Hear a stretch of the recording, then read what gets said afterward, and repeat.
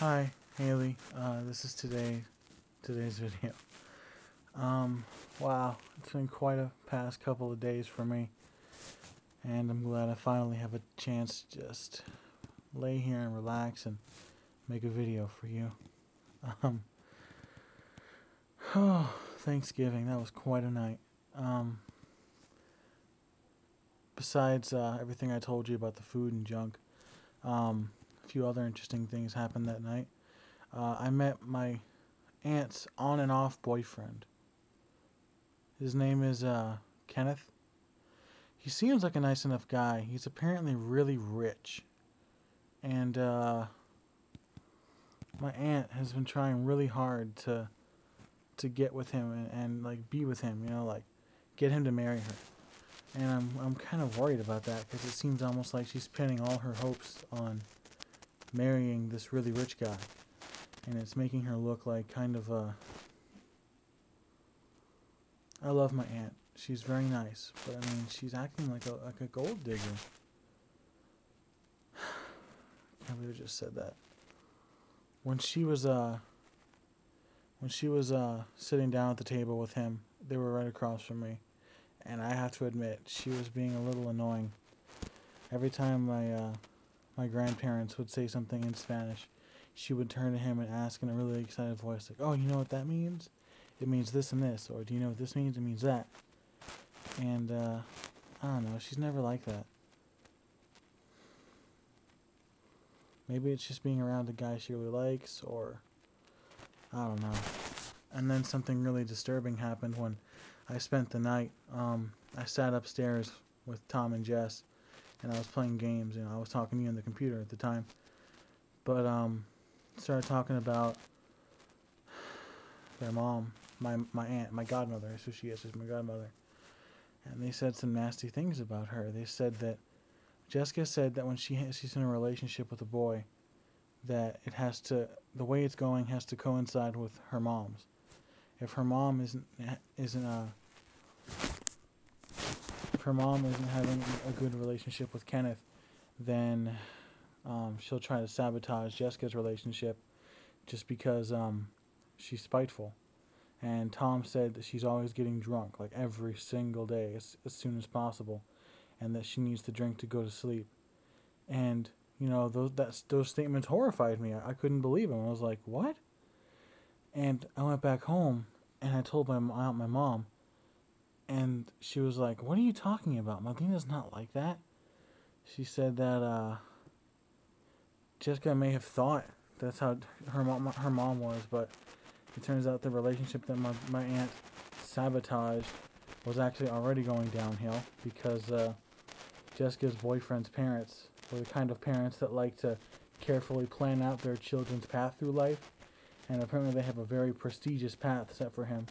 And they found some risque emails from Jessica to him and him to her, and they made a big deal out of it and came to my grandparents' house while my aunt was out of town, and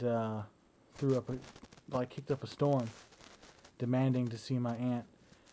His mother had actually printed out every single email Jessica ever sent to him and brought them there to show, and Jessica was humiliated. And my aunt made sure to tell Jessica that she was never allowed to talk to him again. And apparently that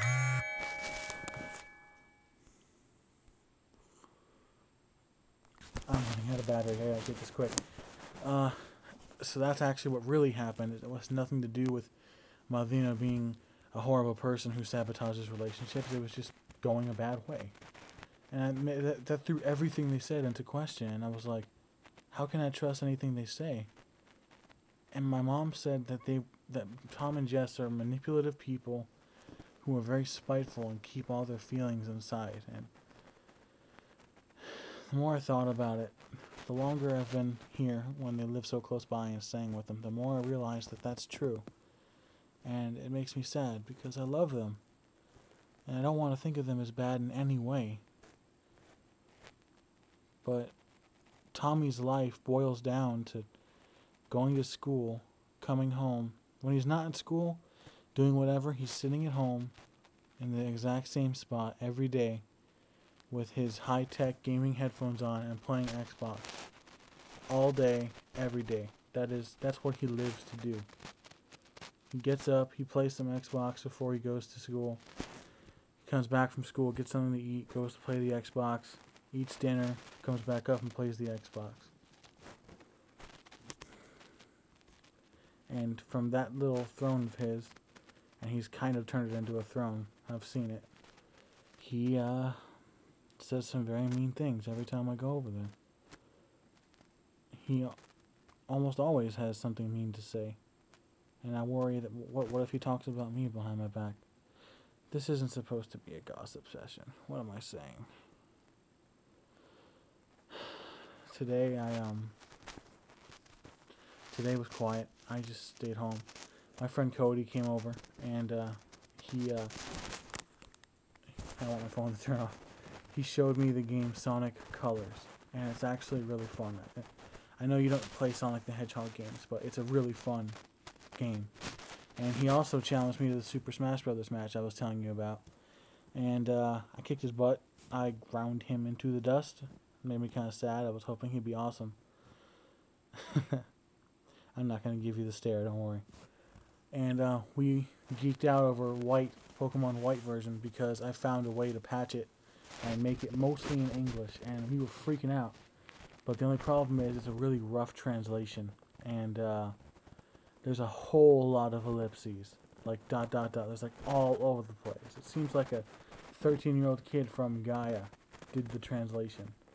Like, I'll give you some excerpts later, but oh my god. I can't wait till someone else patches it, you know?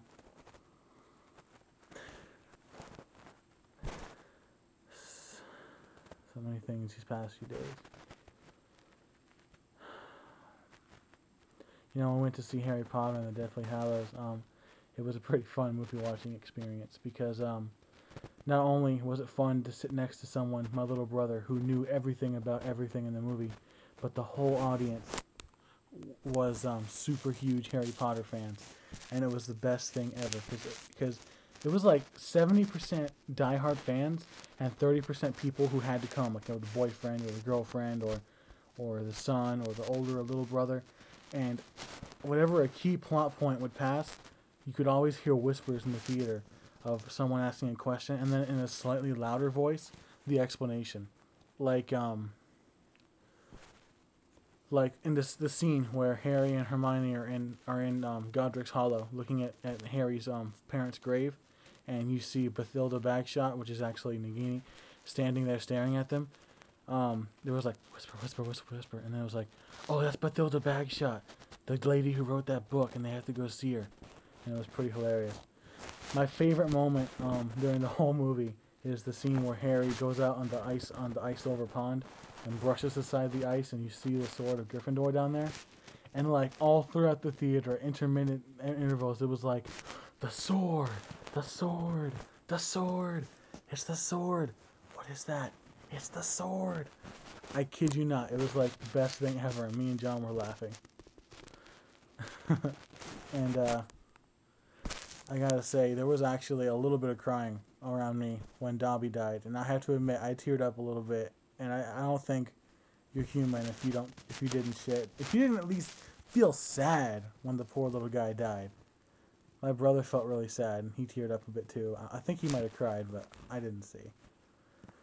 As I was leaving the theater, a bunch of people were talking about that too. Like, did you cry when Dobby died? No! How could you not cry? He was so awesome. Like, you shouldn't cry over a fake character's death. Like, so? It was pretty fun. And I'm running really low on battery, so I'm going to go ahead and end this so that, it doesn't die. Every time I print it like that, I'm checking the battery so it doesn't die and just gets cut off. So I'll talk to you in a little bit. I love you, Haley. I love you very much, and I'll see you in a bit.